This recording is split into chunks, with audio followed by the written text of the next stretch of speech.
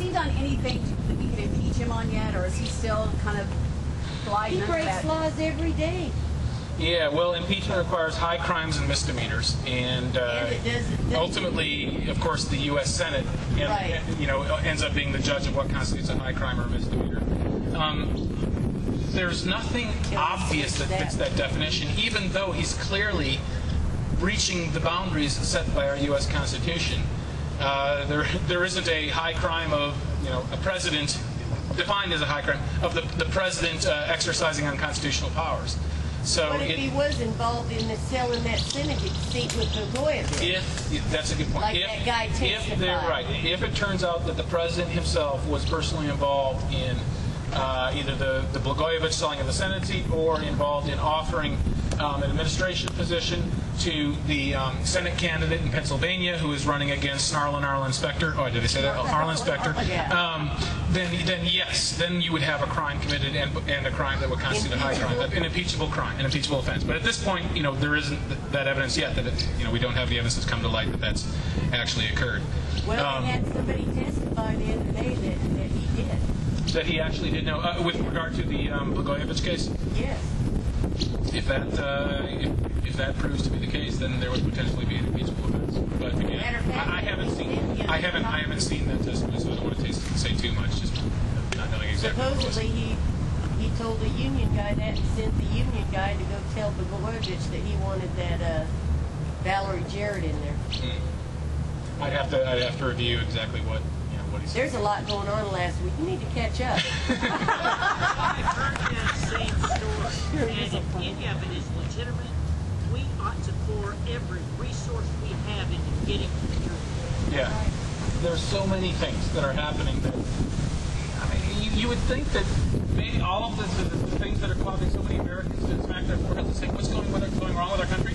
You'd be surprised that this happened in a 10-year period.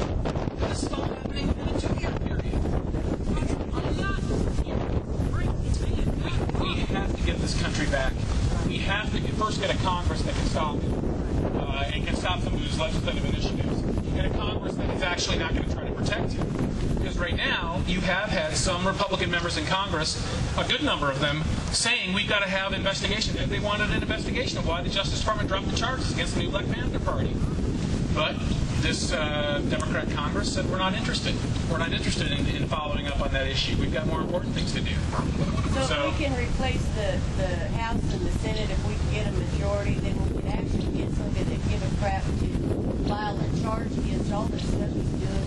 You could have congressional hearings to put huge pressure on the White House and put pressure on the executive branch. You could have laws passed that daring the president to veto them. You could have Congress refusing to go along with the president's initiatives. There are all kinds of things we can do with a Congress if we the people take control of the legislative branch. There's nobody holding him responsible because they're all his little cronies. It is amazing. It is. It's stuff I never thought I would see. It is really, really scary, and that's why so many Americans are saying, what is happening to our country? And when I started in on my husband, he said, Sherry, and he was in the service for 8 years, he said, this stuff cannot happen, not here in the United States. It's set up so this stuff cannot happen. How can he get by it all? Every bit of it. How does he? Well, ultimately, a lot of these issues can be tried in the courts, and although there are many of us have seen judges issue decisions that seem a little strange to us, and some of us are not fans of Elena Kagan and Sonia Sotomayor and some of Obama's appointees to the court, other appointees to lower courts. The courts still can provide a maximum, and the cases are coming. As you know, several states brought cases pointing out the unconstitutional aspects of Obamacare. So there are ways that we can try to right some of the wrongs that have been done. And he's going to own them too before long. Well, he's appointing a lot of judges who have a very troubling way of looking at the Constitution. He decides all that. Well, the problem is that you have some justices on the Supreme Court who believe that the Constitution is a living, breathing document, meaning that the Constitution has to be modernized so that it reflects our modern values. Yeah, you can modernize the Constitution. And if you look in Article 5, you'll find an amendment process for we the people to modernize the Constitution. That's the only way our Constitution should ever be, quote-unquote, modernized, is when we the people pass a constitutional amendment. But instead, you've got the appointment of some judges who think that the Constitution should be reinterpreted, and that various phrases should be rethought and given new meaning, and various invisible phrases should be inserted into the Constitution because they just ought to be there. That kind of view usurps the role of we the people. And as a professor of constitutional law, which has been my day job for most of the last 14 years, that's one of the reasons why I try to make the point that originalism is a very sound theory. Originalism is not just some theory. Originalism is the only coherent way to interpret the Constitution. You interpret it according to the original meaning of the people that wrote that particular phrase and ratified it. That's the way we interpret statutes. We say the statute means what the Congress thought it meant, or what the state legislature thought it meant. You don't redefine it just because an unelected official in a black robe says, I'd like the Constitution to mean something else. And so again, all of these things are so important. And that's why taking the Senate back is particularly important too. Because once we have a Senate who's got the backbone, which has the backbone to stand up and say no to some of these more radical appointees, then we can restore the structure. We can firm up the structure of the judiciary in protecting the Constitution. If he gets the Supreme Court, we won't be able to do anything, will we? If right now the balance, the two justices he's got have not changed the balance significantly. No, but I heard if he gets in there for 8 years, he could replace as many as 8 justices. I don't think it would be that many, but I'm just worried about the next one. Yeah, exactly. Right now we have a 4-4 in 1 Constitution, and so many decisions hang on what Justice Kennedy decides that morning, or that day, or that year. And Justice Kennedy is a fine justice, but the point is, we have got 4 justices on the court who believe that the Second Amendment does not protect an individual right to keep and bear arms in the home.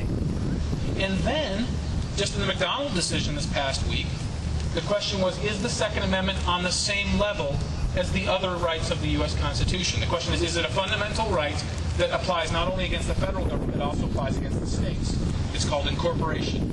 Not everyone, but most of the rights of the Bill of Rights have been incorporated at some point in the last 100 years, where the court says this is a fundamental right, and therefore it applies against the states too, according to the 14th Amendment. We won't get into the nitty-gritty of how they come to that process. But the point is, it should be a slam dunk. Of course the Second Amendment is a fundamental right. Goodness, the court has in the past 50 years recognized things that are not written in the Constitution as fundamental rights. The Second Amendment, it's right there. It's in the text of the Constitution. This should have been a 9-0 decision. That's right. But we ended up with a 5-4 decision on whether the Second Amendment is a fundamental right. If that doesn't tell you that something is wrong, I don't know what will. The fact that 4 justices think the Second Amendment is a lower tier right, that it falls below rights that are not even written in the Constitution, that says to me that there is a real problem with the way some of them view our Constitution itself. They're in there for life. And they're in there for life. So it is so important that we take the Senate back.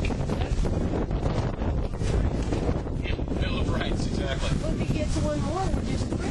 And hopefully he won't get one more. And that's what we've got. If we can't, hopefully we'll take the Senate back this fall. We've got to take the Senate back by 2012. And we've got to take the presidency back too. The judges are appointed for life. Federal judges are appointed for life. Good behavior. It's there have been a few episodes in history where judges, it has been attempted to impeach Supreme Court justices for their decisions, and those have not been successful. So it's highly unlikely that we would ever see something like that occur. Well, thank you very much for your time. Thanks for being here. Thanks for standing up for this country.